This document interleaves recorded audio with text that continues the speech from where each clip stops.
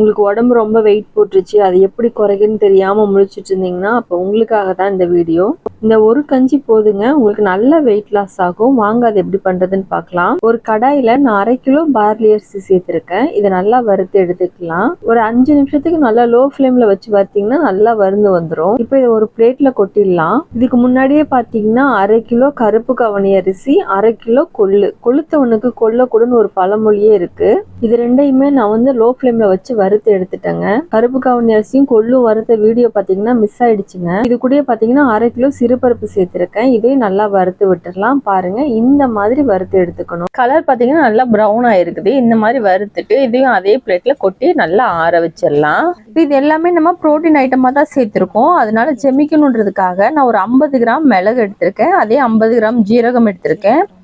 ஒரு 25 கிராம்ல வந்து பூண்டு நல்லா காய வச்சு வச்சிருக்கேன். நான் உரிச்சிட்டு நல்லா கட் பண்ணி வெயில்ல காய வச்சு வச்சிருக்கேன். இப்போ இது எல்லாத்தையும் நம்ம வறுத்து எடுத்துடலாம். ஃபர்ஸ்ட் நான் மிளகு வறுத்துக்கிறேன்.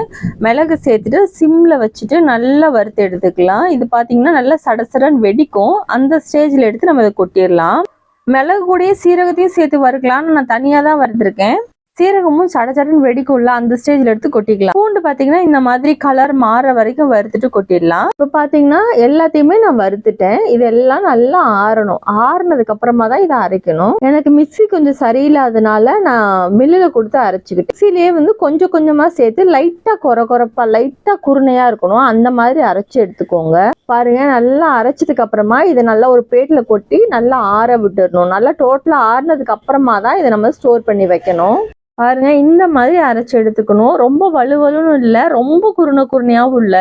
இந்த மாதிரி இருந்தா நம்ம கஞ்சி குடிக்கிறதுக்கு நல்லா இருக்கும். இப்போ கஞ்சி பண்றதுக்கு ஒரு பாத்திரத்துல ஒரு ஆளுக்கு 2 டீஸ்பூன், நான் 8 டீஸ்பூன் போட்டிருக்கேன். 4 பேர் நாங்க குடிக்க போறோம். அதுக்கு பாத்தீங்கன்னா 8 டம்ளர் தண்ணி சேர்த்திருக்கேன். இப்போ இதை கட்டி இல்லாம நல்லா கலந்துடலாம். இந்த கருப்பு கவுனி அரிசி இருக்குல்ல, அது ஃபர்ஸ்ட்லாம் வந்து ராஜாக்கள் மட்டும்தான் சாப்பிடுவாங்களாம். அவ்வளோ ஹெல்த் பெனிஃபிட்ஸ் இதுல இருக்கு. கருப்பு கவுனி அரிசியில நம்ம சாப்பிடும்போது ஹார்ட் ப்ராப்ளமே வராதுன்னு சொல்றாங்க. கொள்ளு வந்து பாத்தீங்கன்னா உடம்புல இருக்கக்கூடிய கெட்ட கொழுப்பு எல்லாத்தையுமே கரைச்சிரும். பார்லி அரிசி பாத்தீங்கன்னா நம்ம உடம்புல இருக்கக்கூடிய கெட்ட நீரெல்லாம் வெளியேற்றிரும். டேஸ்ட்டுக்காக பாசிப்பருப்பும் சேர்த்திருக்கோம், மிளகு, ஜீரகம், பூண்டு எல்லாமே சேர்த்திருக்கோம். எல்லாமே நமக்கு நல்ல ஹெல்த் பெனிஃபிட்ஸ் கொடுக்கக்கூடிய பொருள் தான் நம்ம சேர்த்திருக்கோம். நீங்க வெயிட் லாஸ் பண்றீங்கன்னா கண்டிப்பா மார்னிங் பிரேக்ஃபாஸ்ட்க்கு இந்த கஞ்சியை குடிங்க. உங்களுக்கு ரொம்பவே சூப்பரா வெயிட் லாஸ் ஆகிறத பாப்பீங்க.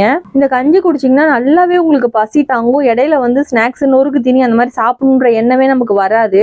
அதனாலதான் இது நம்ம குடிக்கும் போது நல்லாவே வெயிட் லாஸ் ஆகும். இந்த கஞ்சியை நீங்க பிளைனாவே சாப்பிடலாம், டேஸ்ட் நல்லா இருக்கும். இல்லைன்னா இந்த மாதிரி தயிர் கலந்து கூட நீங்க சாப்பிடலாம். உங்களுக்கு எந்த மெத்தட்ல சாப்பிட பிடிச்சிருக்கோ அந்த மாதிரி சாப்பிடுங்க ஃப்ரெண்ட்ஸ். இதை செஞ்சு பார்த்துட்டு எப்படி வந்து ஃபீட்பேக்கை எனக்கு கமெண்ட்ல சொல்லுங்க ஃப்ரெண்ட்ஸ். தேங்க்யூ.